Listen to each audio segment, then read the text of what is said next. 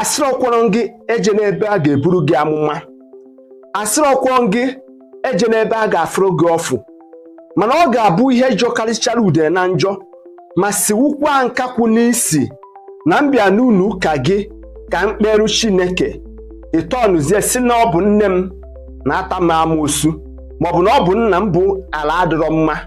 Ọ bụrụ na ị bụ a woman of God or a man of God, nwanne m ị ga-abịa kọwara m okwu a ka o ga-esi wee kwe mme na nne mụtara m nwa atara m amoosu oge ọ dị ime m, ọ tara m amoosu oge ọ mụrụ m, ọ tara m amoosu wee rụọ ọrụ ọcha ya wee rụọ ọrụ edo ya wee zụgodo na akwụkwọ wee zuru na mahadum wee pụta bụrụ a graduate mfecha ala nna wee nweta ọrụ.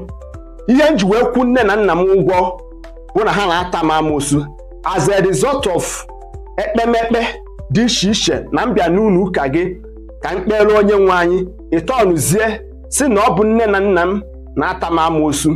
Ọ bụrụ na m bịa n'ụlọ ụka gị ịnwa anwa dịka a man of God wee kwuo ya bụ ive, ị ga-abịa kọwara nya. Failure to do that, mụ na gị ya drag go to eternity. Amarụ nọ n'ọkpụ isi jụrụ amaghị akpụ ka ọ na-agụba jụrụ adịrọ nkọ. Kedu ebe mmiri nọ wee bụ obi ụgbọgụrụ ọ gị na-emenụ ndị Igbo? Kedu ihe kpatara na ọ na-abụkarịsịcha ndị men of God na-etisa ngwuru ezinụlọ? Ị ga-abịa na ngwuru dị iche iche nọ in peace because of ekpemekpe dị iche iche. Nne na nna a na-agba ha onwe ha wụọ, ụmụaka a na-agbaso nne na nna mụtara ha nụ. Chai, ya bụ ihe arụ. Kedu ihe na-emedị ndị be anyị?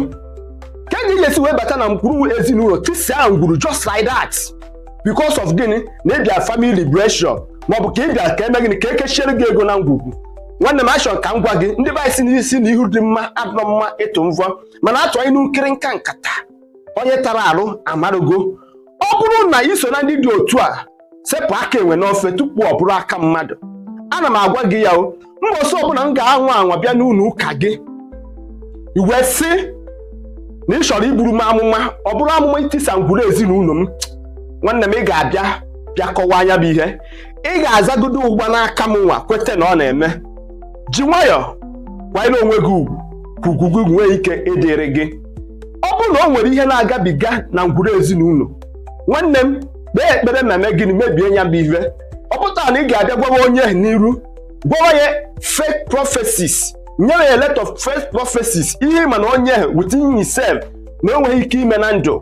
Ọ bụrụ na ị na-enye mmadụ fake prophecy maọbụ na ọ na-eburu mmadụ amụma, biko kaba akwụrụ ka ijide ya evidence ka ị prove beyond the human reasonable doubt or failure to do that. Aka na abụrụ gị ofu aka dịka a man of God.